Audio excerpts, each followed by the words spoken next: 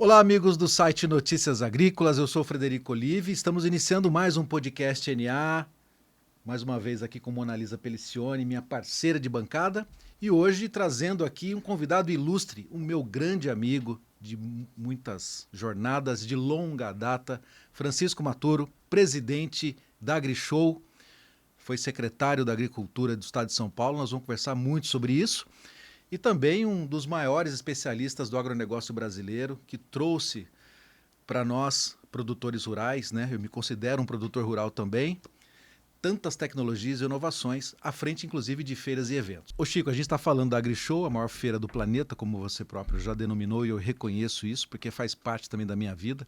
E as feiras agrícolas são um ponto importante para a inovação e a tecnologia. Como é que você lá atrás observou isso juntamente com os seus pares, de que havia essa necessidade de apresentar os produtos, as inovações, fazer aquela comparação entre máquinas? No Brasil faltava isso, e esse foi o ponto também que trouxe para o produtor brasileiro, para a agricultura, essa expansão em área, em produtividade, porque foi ali que as máquinas puderam colaborar e os insumos também. Como é que você observa? Bom, primeiro eu tenho que fazer algumas referências e ao mesmo tempo reverência.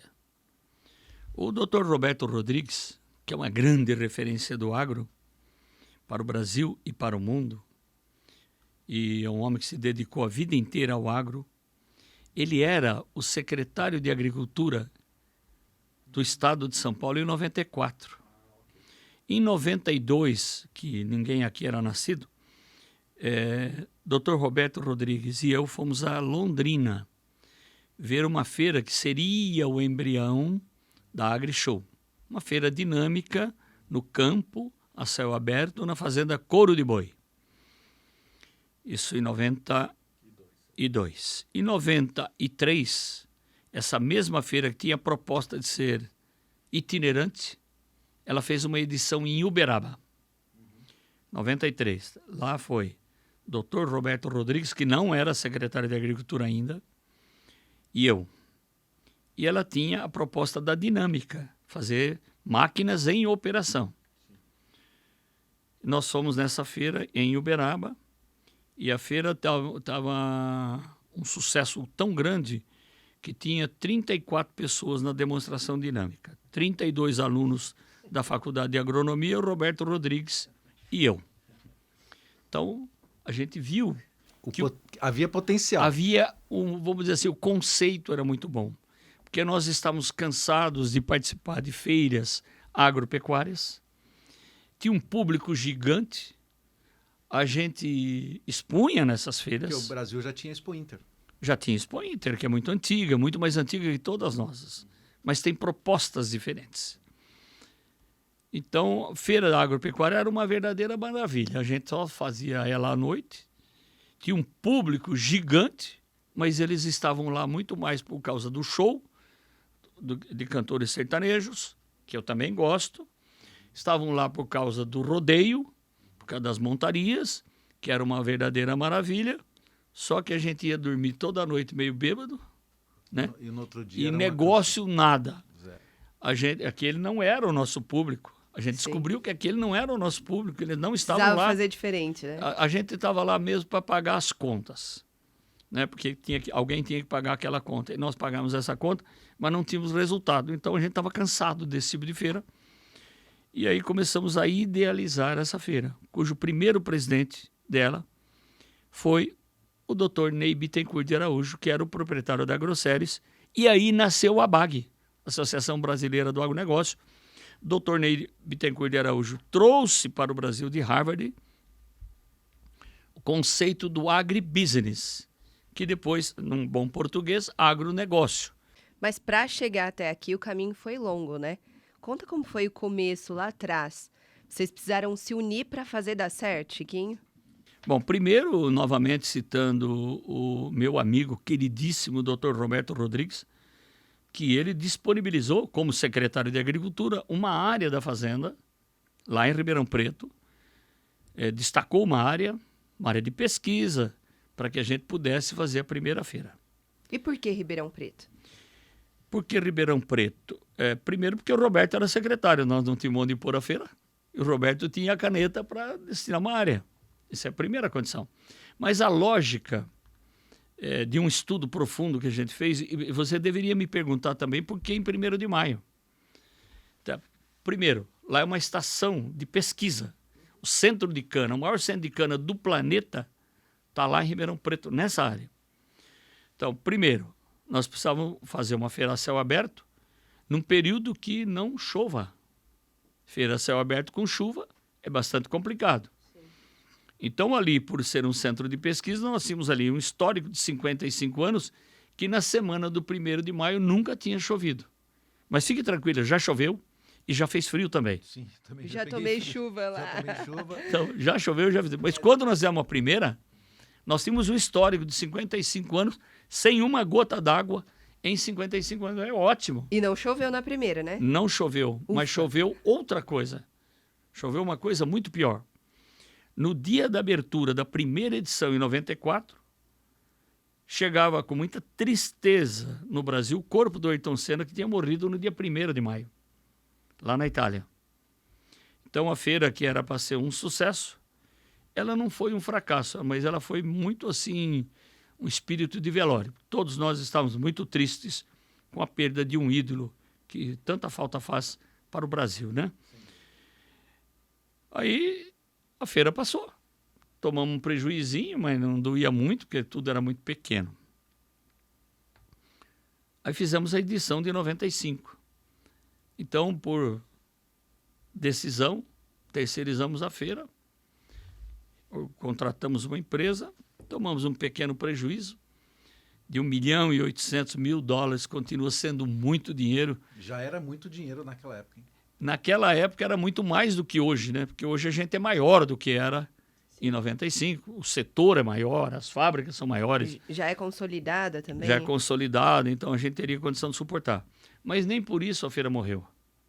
A gente juntou vários fabricantes que se acreditaram no conceito, alguns nos abandonaram, faz parte do jogo. Sim. Não quer assumir prejuízo, a gente assume resultado positivo, né? É uma tendência natural. Mas quando é negativo, ninguém é pai dessa criança. Então juntamos alguns empresários e pusemos o dinheiro do próprio bolso, ninguém perdeu com isso. E retomamos, porque o conceito era perfeito, o conceito era bom. E a gente prosseguiu, está aí a Grishow hoje, na mesma área que todos os secretários que passaram por lá conseguiram fazer um ato para que ela se realizasse. E em algum momento da história, talvez 2012, foi transformada em lei, uma lei de concessão, para que a gente possa realizar naquela área a Grishow.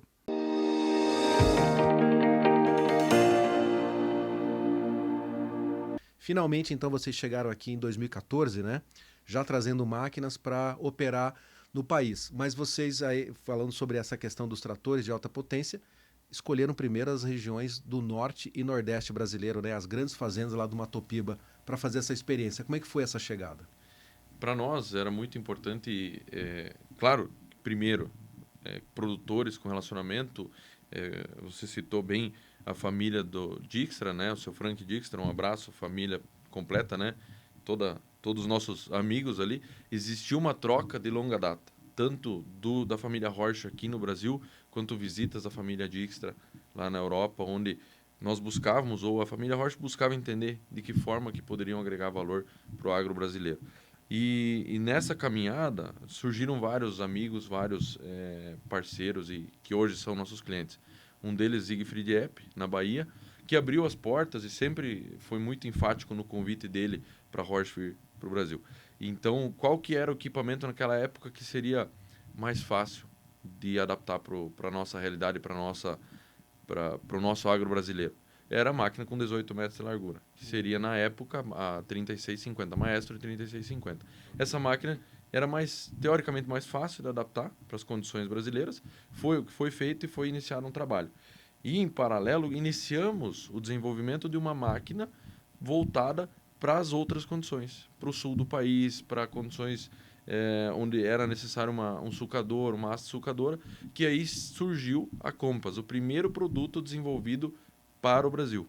Então, nós precisávamos começar numa região onde tivesse preparado por uma máquina maior, mas em paralelo já iniciamos o projeto da Compass, que veio a ser lançada poucos anos depois. Nosso processo é um pouquinho, eu diria, mais lento, buscamos ser um pouquinho mais cuidadosos nessa expansão de rede. Poderíamos, pelo prazo que estamos no Brasil, ter uma rede muito maior, uma abrangência maior, e temos demanda de diversas regiões, mas até hoje tínhamos 8 concessionários, né? 7 no Brasil e 1 no Paraguai, então já atuamos no mercado paraguaio. E para o ano de 2023, a novidade são 2 novas regiões, então totalizando 10 concessionários. Nós vamos iniciar no Mato Grosso, vamos expandir para Rondonópolis. Esse ano expandimos um pouco no Mato Grosso, fomos para Campos de Julho, fomos para Rondônia e Vilhena, mas esse ano que vem é Rondonópolis, então a região de Rondonópolis recebe um novo concessionário, está em fase final aí de consolidação, de construção, e no início do ano a gente já divulga o nome desse concessionário, e ao mesmo tempo agora Rio Grande do Sul, que já viemos tendo demanda há muito tempo, mas estávamos em busca de um parceiro que fizesse sentido e que pudesse sim honrar também o produtor no sentido de pós-vendas, de atendimento ao cliente. Então, iniciaremos na região de Cruz Alta. Então, ano que vem, 2 novos concessionários já confirmados, Cruz Alta e Rondonópolis. Legal. E vocês têm uma concessionária já no sul do país, na região de Guarapuava, né? Guarapuava e Castro. Para nós é uma alegria, sim, uma conquista, né? Nós iniciamos as atividades no Brasil numa estrutura alugada por uma série de fatores, até para entendermos o mercado, entendermos se Curitiba era, de fato, o melhor lugar para a construção da nossa fábrica. E agora, no início de 2023, inauguraremos a nossa sede própria, né? Uma sede que nos enche de orgulho, porque são 40 hectares de terra na cidade industrial de Curitiba. Então, nós temos capacidade de expansão, né? E foram investidos nos últimos 2 anos mais de 300 milhões de reais, né? Fora o que ainda tem por vir. Essa é só a primeira etapa. Já está planejada e programada a expansão dessa unidade, mas, sem dúvida, vem para confirmar o compromisso da Roche. A Roche veio para ficar, veio para contribuir e apoiar o produtor brasileiro e da América do Sul nessa jornada. Então, a Roche chegando no AgriShow é mais um fato relevante para o agronegócio brasileiro, dessa consolidação, né, de uma grande empresa global acreditando na nossa agricultura. A gente fica feliz e tenho certeza que para vocês também será mais um grande desafio, né, Rodrigo? Sem dúvida, e como sempre dito, né, nós buscamos estar próximos do produtor, ter um máximo de contato, conversar, entender como nós podemos apoiar o produtor nas suas necessidades, nos seus desafios. Então a feira para nós também é uma oportunidade de sentar com esse produtor, conhecer novos produtores. Então faz parte da nossa atividade e para nós é sempre uma alegria poder ir para uma feira, mas sem dúvida a AgriShow vai ser um momento marcante na história da Roche.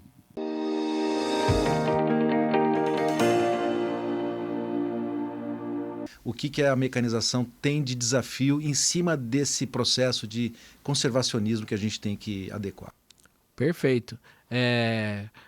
Assim, Fred, quando a gente fala de palhada, não existe mais discussão perante a academia, entendeu? Quando você vê todos os benefícios que a palha tem, não existe mais falar assim, não, eu vou arar e gradear e vou mexer essa terra. O que pode ser?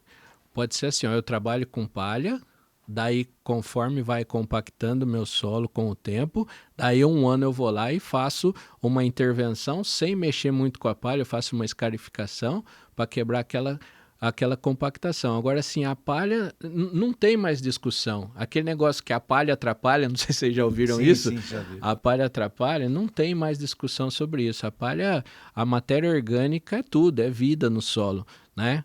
Então, perante isso, as empresas, né? As empresas que fazem plantadeira já sabem disso.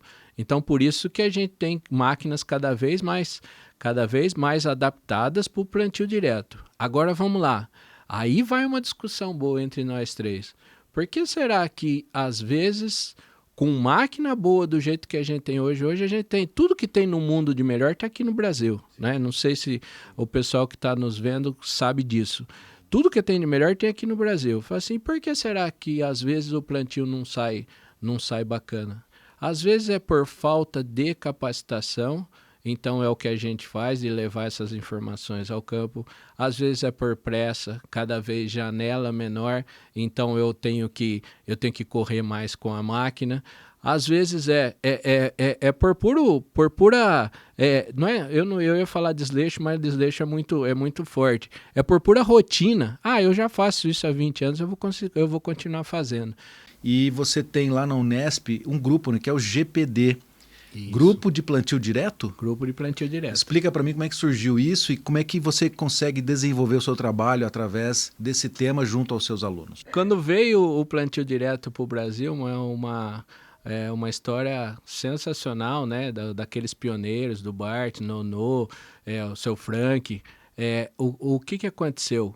A FCA, a Unesp, já fazia Plantio Direto, né?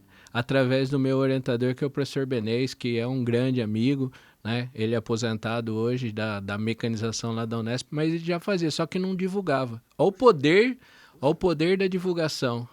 Graças a Deus nós temos foto para mostrar isso, né? Porque o Plantio Direto comemorou 50 anos no ano passado. Isso, comemorou 50 anos e já fazia. Só que assim, daí não se fazia do jeito comercialmente, ele fazia da cabeça dele. Ele falou assim, não, vamos parar de arar e gradear a terra, né? Igual a história do Bart lá que via... né, da plantação de trigo dele indo embora, essa história também é magnífica. O professor Benês foi lá e falou, e se a gente plantar igual se plantava antigamente em mata nativa, sem mexer o solo? E foi aí que começou, né? Começou a história de Plantio Direto na Unesp. Depois de algum tempo, daí eu virei orientador dele e a gente montou esse grupo.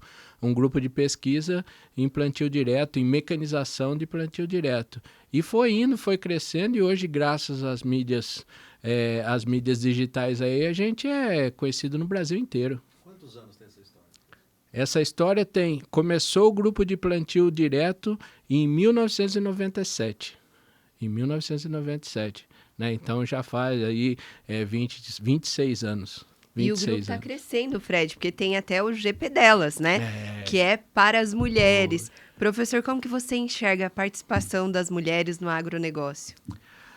Mona, mais uma vez a pergunta é muito legal, porque foi assim, pra gente não é novidade. O GPD sempre teve mulheres na sua equipe, né? Tem, por exemplo, né, fazer uma homenagem aqui a Denise Mal, que fez pós-graduação comigo. Hoje é professora de mecanização lá da UEM, né?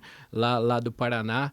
Então, sempre teve. Quando eu comecei a coordenar o GPD, né, depois que o professor Benês aposentou, também a gente todo ano tem mulher no grupo, e agora... nós já chegamos 50-50, ó que beleza, 50% homem, 50% mulher. Então, para a gente é muito fácil, não tem essa distinção, né? Só que, ao mesmo tempo, nós temos que ser realistas, né, Fred? Que o meio agro antigamente era um meio machista, ainda tem um pouco disso, mano, mas cada vez está melhorando mais. E o GP delas veio aí para desmistificar isso. Qual é a sua perspectiva para a agricultura? Como é que você vê o futuro, juntando a mecanização, as pesquisas, o que vem de novidades por aí, junto àquilo que nós precisamos produzir em alimentos? Como é que você vê a perspectiva? Ô Fred, eu vejo uma perspectiva muito boa, né? Muito boa para a agricultura, por causa do seguinte, que querendo ou não, a agricultura, a maioria do agricultor brasileiro, né, ele vive das commodities, né? Das commodities. Então eu vejo as commodities, a maioria delas com preço em alta, então isso aí para o produtor, não só para o produtor, como para o comércio em geral. Vocês já repararam que quando o produtor ganha dinheiro, aquece a cidade, aquece o comércio, tudo é aquecido. Todo mundo ganha. Todo mundo ganha, né? Então isso eu vejo que por alguns anos ainda a gente vai ter isso, cada vez entrando mais tecnologia. Isso aqui fica um alerta para os produtores, né? Que às vezes aqueles que são ainda reticentes em relação à tecnologia, é um caminho sem volta. Então, por isso que essa segunda geração, essa geração do Gabriel, da turma aí, vai fazer o quê? Que quando pegar a propriedade, quando tiver a sucessão, vai pensar em tecnologia.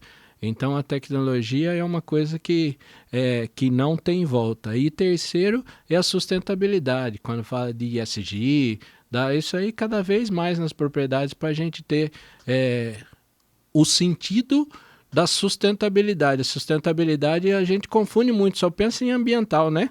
E sustentabilidade tem além o econômico E o social. e o social, né? Então, sustentabilidade é isso. Além do ambiental, tem o econômico e tem o social. Esse cada vez mais também eu vejo dentro do agro.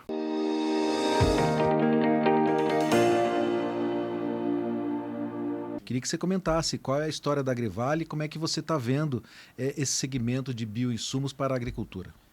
Esses são pontos chaves, Fred. O setor, né, na verdade, o bioinsumos, ele é jovem, assim como a Agrivale mesmo. A Agrivale é uma empresa de 19 anos, né? Quando a gente avalia as outras empresas no mercado, e até mesmo o mercado, né, 19 anos parece ser distante, mas não é. E principalmente para um segmento, né, principalmente falando de biológico e de bioinsumos, a construção disso ele é muito longa. A Agrivale, né, como eu comentei, 19 anos, ela foi pioneira no mercado, né, de bioinsumos, ela vem construindo isso nesse momento, nessa trajetória.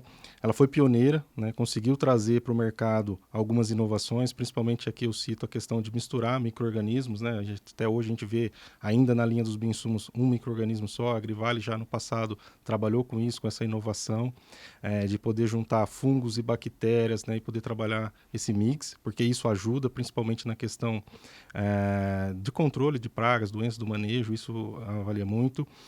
Outro ponto importante da Agrivale, principalmente para construir isso, né, é investimento em pesquisa e desenvolvimento. É uma empresa que investe bastante para poder entender, de fato, a necessidade do produtor, a necessidade do mercado. E para isso ela tem uma questão de P&D lá de 1.200 metros, com 800 cepas próprias, né? E trabalhar muito forte em cima disso, de entender o que de fato essas cepas podem contribuir, novos projetos que estão também aí sendo construídos e desenhados para atender de fato o mercado. Então vamos fazer isso na prática. Imagina que eu sou uma produtora rural, não conheço bioinsumos e quero entender mais sobre esse processo. Como que você vai me convencer de que é melhor que o agroquímico? Tem o nosso time de campo, né, os nossos representantes de cada território, de cada região, trabalhando lá com as informações, algumas já prontas, né, que a gente trouxe de informações para desenvolver o mercado, para desenvolver a ferramenta de si próprio, e também essa pessoa, esse representante lá, também poder trabalhar junto com esse produtor, mostrar para ele essa tecnologia, muitas vezes na prática. Ó, vem aqui, deixa eu te mostrar quais como são é que os benefícios, exatamente, né? quais são os benefícios, quais são os entregáveis de cada produto, né? Enfim, e mostrar isso para ele lá na prática também, né? E há quanto tempo, então, que você acredita que o produtor vem acreditando mais, utilizando e percebendo os benefícios? E quais são as culturas que mais absorveram esse conhecimento e esse manejo? Bom, eu costumo dizer que nos últimos 3 anos, né, que teve um salto muito maior em relação a isso, né, muito mais recente, o boom mesmo, né? Apesar de todo mundo estar trabalhando mais tempo, mas o boom mesmo nos últimos 3 anos, um crescimento muito mais acelerado. E isso é mostrado através das pesquisas de mercado, né, que a gente contrata, que a gente olha o mercado. Isso vem mostrando, principalmente, que a gente olha a adoção, né, e a adoção é o quanto, né, o mercado tem absorvido das tecnologias. A gente tem bastante o hábito de olhar o mercado de soja, porque, de fato, soja é o maior mercado, né? A gente está falando de 40 milhões de hectares plantados de soja versus outros segmentos que têm muito menos, né?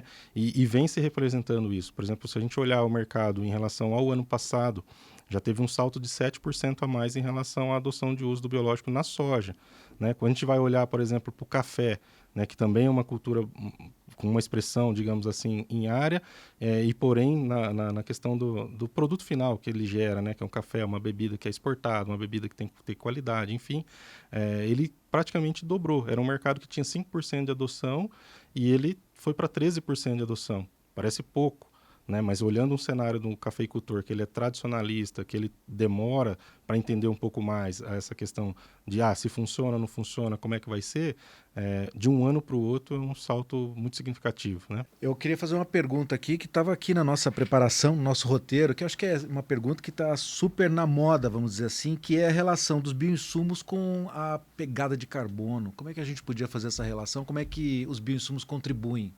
Sim. Bom, carbono de fato mesmo tá na mídia, né? Acho que é o tema mais comentado na agricultura. Os bioinsumos têm vindo para contribuir sim, principalmente quando a gente olha para o cenário do carbono, né? A gente tem 3 situações que de fato aumentam ou podem aumentar a questão das emissões. Uma é a questão do número de operações, né, do teu consumo de diesel, né, isso pode aumentar bastante as emissões. O outro ponto é a questão do uso da adubação nitrogenada.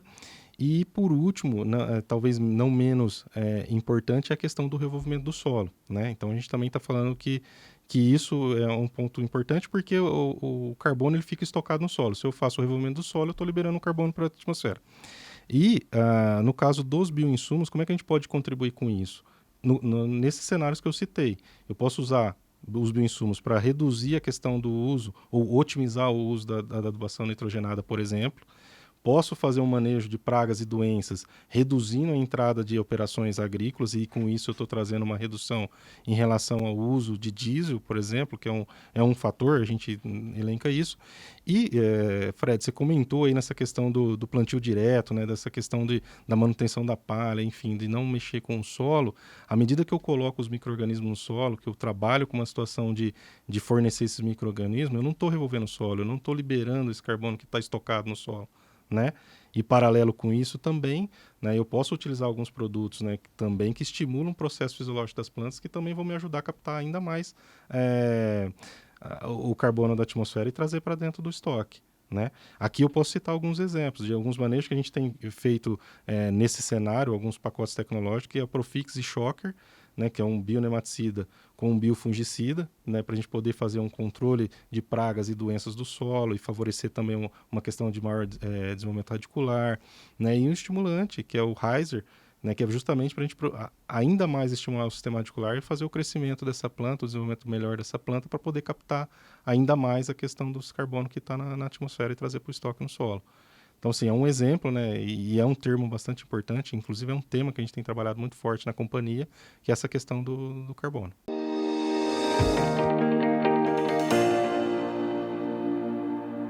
Como é que para vocês da Case, qual é o sentimento que vocês têm contribuindo com a tecnologia de vocês para esse recorde mais uma vez? Sim, 2023, a safra 22-23 vai ser uma safra fantástica, né, Fred? As últimas previsões aí de algumas consultorias já estão falando em torno de 319 milhões de toneladas, né? Produção recorde de soja, produção recorde de grãos em geral no Brasil. Então, apesar dessa quebra que vai ter por conta do Laninha na região sul, mantém-se as expectativas altíssimas para a safra desse ano, né? E a gente vem com bastante força de novo para 2023. Os últimos 3 anos foram anos onde nós renovamos mais de 90% do nosso portfólio de produtos.